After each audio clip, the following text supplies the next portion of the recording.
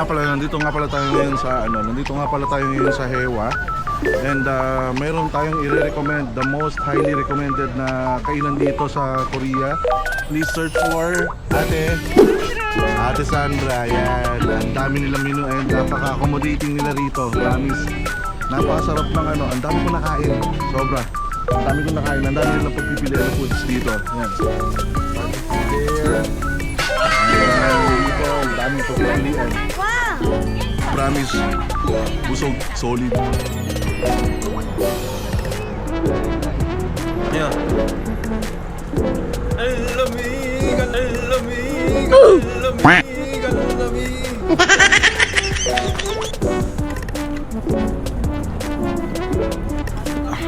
Sisimba kami ngayon.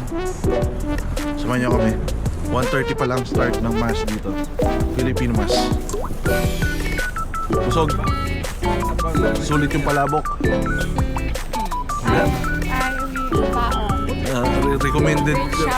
Recommended daw niya yung ano, yung kainan na yun kasi natikman niya yung legit na palabukan dun.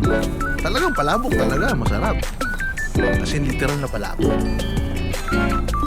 Sarap, masitsi. Sige ba? 진짜 맛있어가지고. No, paano mo gusto? 네. Chincha? 네. Dami daw siya nakain. Dada, tanongin natin. Marami ka nakain, Dada? Dami. Nakapan. Lalo paksiw na galunggong. Pakbet, saka paksiw.